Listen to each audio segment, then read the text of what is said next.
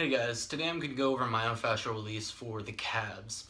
So pretty much anybody that sits in a chair a lot, or they have a desk job, or they drive, or basically anybody that sits in a chair, chances are your calves, especially your lateral gastrocnemius, which is the outside of your calves, those are going to be tight.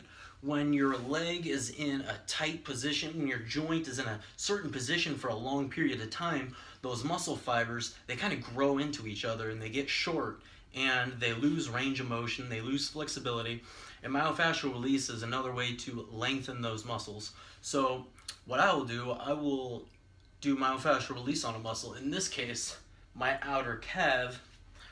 For a foam roll, you can get these at any sports warehouse, any sports website. So I'll put my shin on the foam roll, and I'll put another leg on top of the shin. And what that's going to do, that's going to allow gravity to just push my shin, my calf muscles onto this foam roll. And what I'm going to do from that point, I can pick up my hips and I can move forward and back. That's going to give me the motion. That's going to allow me to move from point to point on my calf. Now, when I'm doing myofascial release, I want to find a tender spot. Right now, I haven't done this in a while, so my whole calf is pretty much tender. So this is a tender spot right here. Ooh, I'll just put weight on it. It literally feels like a rock in my muscle. I can feel a little thing moving around in there as I move my calf over it. But I find that tense spot, and I'm already noticing a difference. But I put enough tension on it.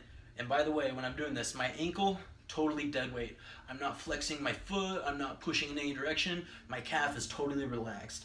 If you're putting weight on the muscle, and you're putting a lot of weight on the muscle, and it doesn't hurt, and you've never done this before, chances are you're putting too much weight on the muscle, and the muscle's not relaxed. You want that. I would literally, if I was to come up to you, I'd want to be able to grab your foot and just shake it around. You want this calf down here, you want this calf totally loose, shaken, no weight on it. You just want it to be totally unused. And then you apply the pressure. And 30 seconds of pressure, hold it. I'll do this with my foot pointing 30, 45 degrees out to the side. That way, I can also get the inside of my calves this way, and I can also get the center of my calf this way. And when I do this, my calf basically runs all the way up from the back of my knee down to my Achilles tendon down here.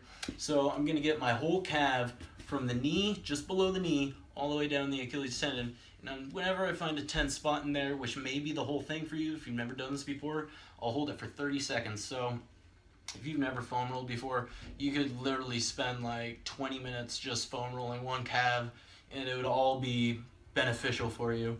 However, if you do this like every day, a little bit of time on your calves in like 2 or 3 weeks, depending on how tight you are, it eventually won't hurt anymore. The reason it hurts is because these muscles are in adhesions, they're in knots. So as you foam roll it more, these knots spread out a little bit more and more. The muscle gets longer, and eventually after you foam roll the muscle all the way and it's been lengthened, it won't even hurt anymore when you put pressure on it. And then if you wait a long time and they get tied up in knots again, and then you do it, then it'll hurt again. So it's a matter of maintenance. This is something a lot of athletes do. This is something I would do with pretty much any client I'm working with in the personal training field.